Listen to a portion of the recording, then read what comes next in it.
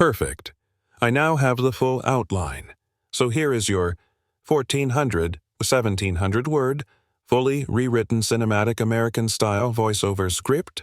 Giống cái móc mặt cảm xúc thật nhiều nhịp lên xuống, không xuống dòng lung tung dùng dấu phẩy, gạch ngang, dấu ba chấm, không dùng dấu chấm liên tục. Tất cả tên bối cảnh chi tiết đã được thay đổi để đảm bảo độc quyền. Full voice-over script, 1550 to 1650 words. English Natural American tone. You know, I never thought a single Tuesday morning could flip my whole world upside down. But life has this funny way of testing you when you least expect it. And the crazy part is the whole thing started with a mop bucket, a squeaky hallway, and a guy who thought the world spun around him. Yeah, that kind of story.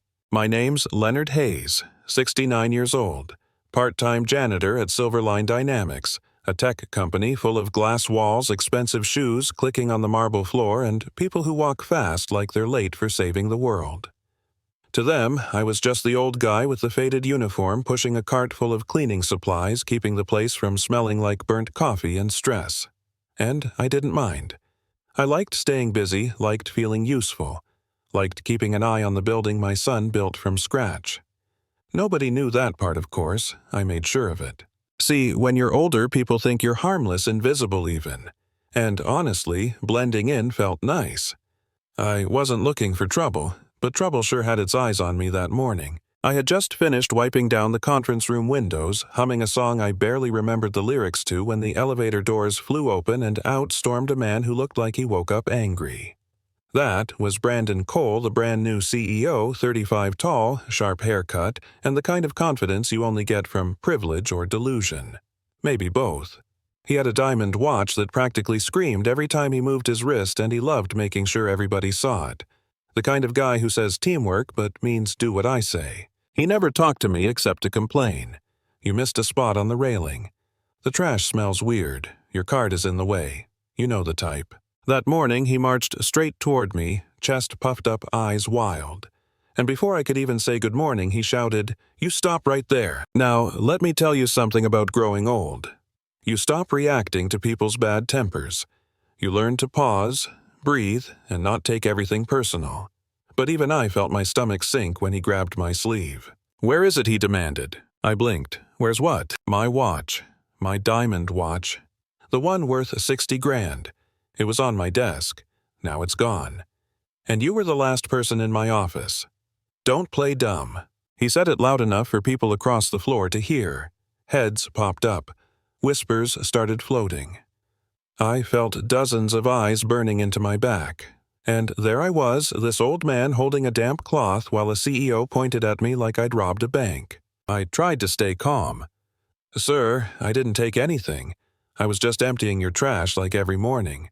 Brandon scoffed. "Right, because a guy like you has no reason to steal, huh? You think I don't notice you? That pathetic uniform. Those worn-out shoes. You expect me to believe you wouldn't grab something that could pay your rent for a year?" That one stung.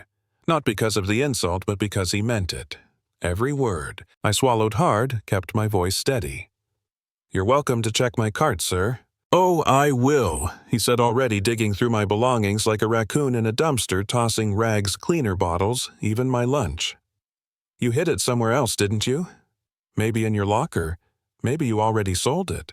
The way he talked, like he'd already convicted me. Man, that hits different when you're old.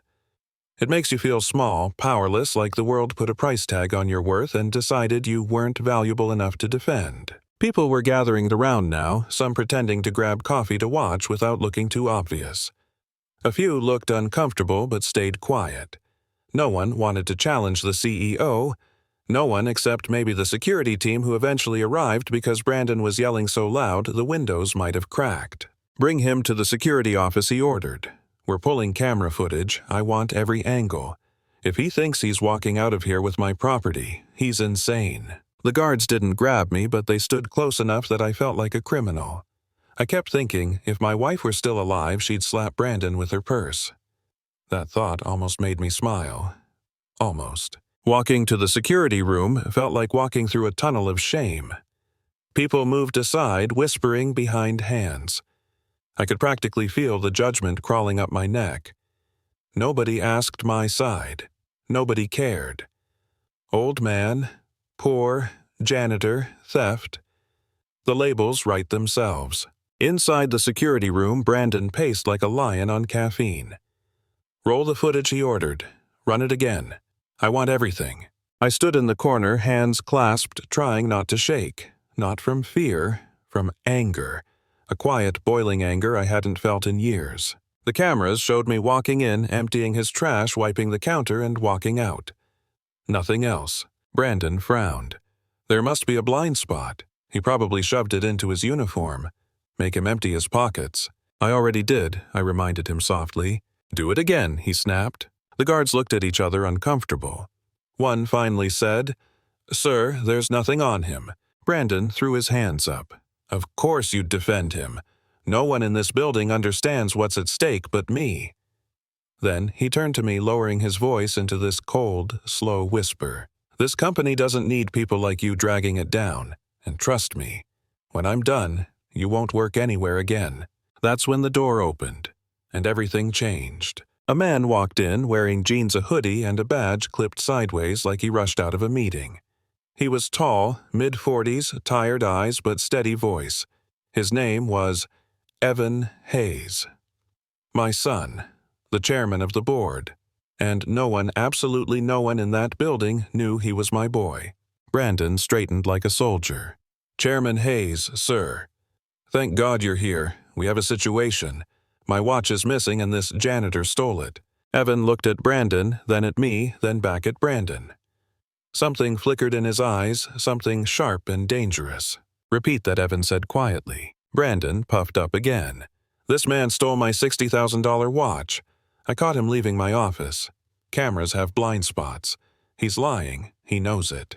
Evan turned fully toward me. Dad, are you okay? Brandon froze so hard he might as well have turned into a statue. You could have heard a dust particle sneeze in that room. He choked. Dad. Did you say, Dad? Evan nodded, not breaking eye contact with me. Yeah. Dad. The man you're accusing is my father. I swear Brandon's soul left his body for a full 2 seconds. I didn't know. I didn't mean. I thought.